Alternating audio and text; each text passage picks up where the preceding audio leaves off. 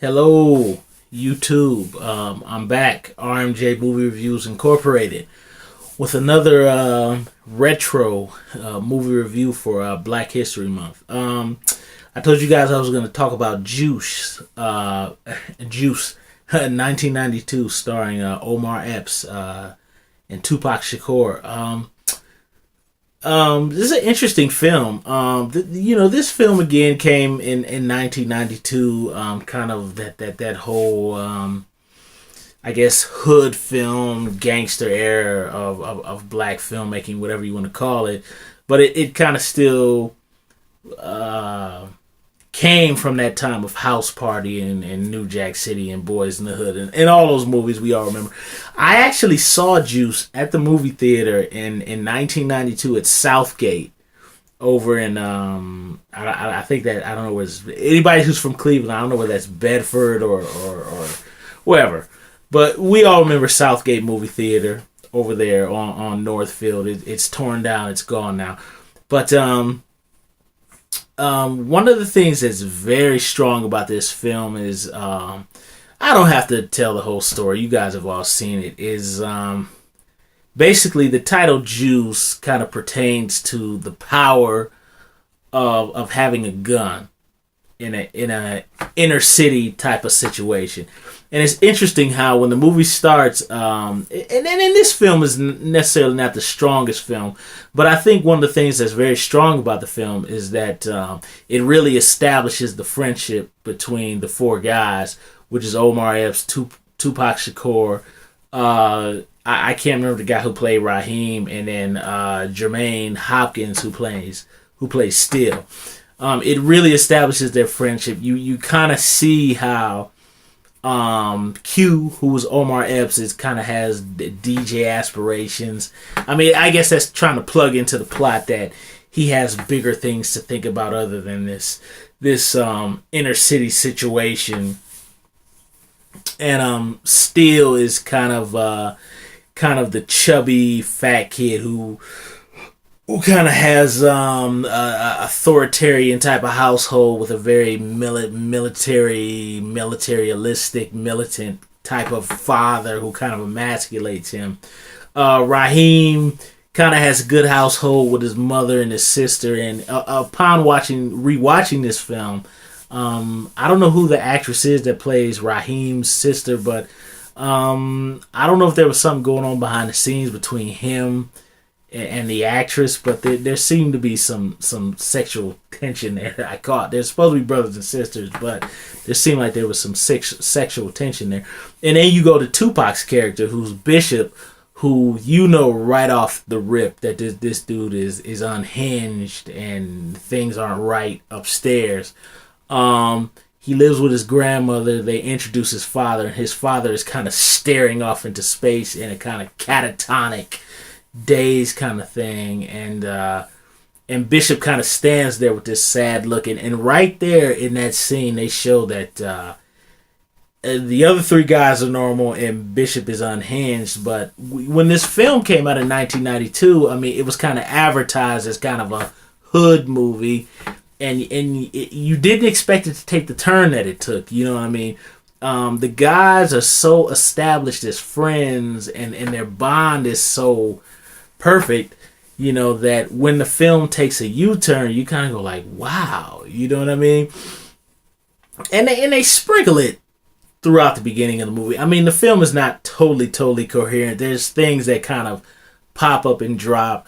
You know what I mean? They got the whole thing with Omar Epps' Q being kind of like a DJ type of aspiring character. He likes to do DJing, which Queen Latifah makes a cameo appearance as the DJ woman or whatever, and that's just kind of a throwaway thing. I think that was just thrown in because that was part of the era of the you know, like I said in my House Party review, the box haircuts and the colorful shirts, and you know, so I think that was just kind of thrown in for kind of a stylistic choice.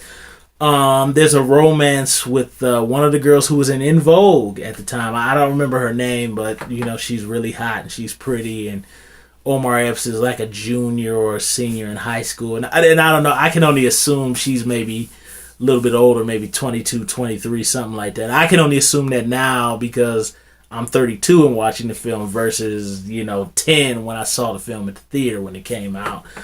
But her romance is kind of throwaway and pointless. I don't know. Maybe the girl from En Vogue wanted to add to her resume. Pointless, not needed. The film really shows how when you're in a and I'm gonna keep going doing these quotation marks, hood type of situation, that masculinity is really key.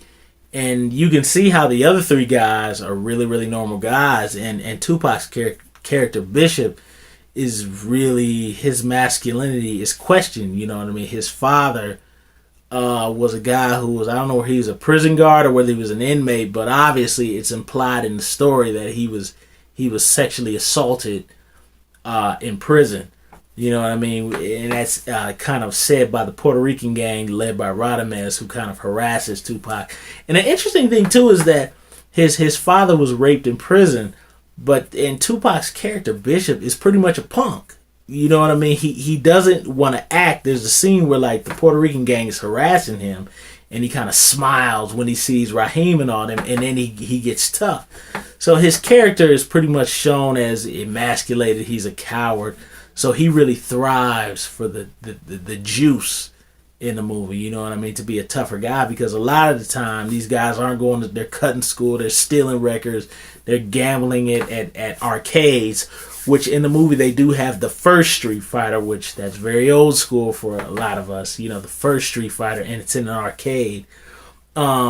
Masculinity means a lot to Bishop. His father was raped. He gets punked by the Puerto Rican gang, and he runs all the time. And when a buddy of theirs named Blizzard sticks up a place and he gets murdered, Bishop wants in on it, but Raheem and all the rest of them don't want him to do it. And he gets killed. Bishop, it really hits. I think it really shows in that scene that it hits Bishop's self-esteem. Bishop kind of feels like it's deeper than just, Bishop really feels like he's a coward. And I think that's what starts him to snap. And then that's the cool thing about Juice, is that Juice takes this turn where it's kind of like, oh, it's buddies in the hood kind of movie. And then basically what happens is Bishop gets into Raheem's head, which Raheem is the leader of the group. And they end up sticking up this liquor store. And Bishop, for some reason, pulls the trigger and kills the liquor store owner. And that's when the movie takes a turn. It takes a turn that when I first saw it at the theater was totally unexpected. And I'm pretty sure for anybody out there who's old enough to have seen it when it was at the theater, when it first came on video, that's an unexpected turn. And Bishop ends up killing Raheem, his own friend. And that's what's most shocking about the movie, is he ends up killing his own friends. And I think that's really an emphasis on how much of a coward Tupac's character is. Bishop's a coward. He doesn't get masculine until he has the gun, and he's only killing his friends. He kills Raheem, he tries to kill Bishop, and then he kills Rodamez, but I think that his only motive for killing Rodamez is he had beef with him because he talked about his father and all that kind of thing. But Juice is a very interesting film. I think it really points out how, like, and even with the Trayvon Martin situation, I think it shows in a lot of these killings that are going down in Florida, I think it really shows that crazy men who are unhinged, when they get that gun, they feel like they have power. And I think that's the theme of Juice, is that the gun and being reckless and crazy gives you a sense of power because you have no responsibility. That's what I gather from Juice. You know what I mean? Kind of the Tupac plays the role of Bishop with a very realistic, creepy, unhinged performance. Man, I mean, Tupac really makes Bishop as real as he can. Because Bishop's a coward. You really believe when he's coward, and then you really believe when he snaps. Especially, we all remember that scene where he confronts Q at the locker and he goes, when you said I was crazy before, I was tripping, right? But now I am crazy. And he kind of bucks his eyes out. And at that point, you know that Bishop has snapped. You know he snapped way before that when he kills the liquor store guy. But Juice is an interesting film about kind of the dynamic of kind of violence when young men have guns.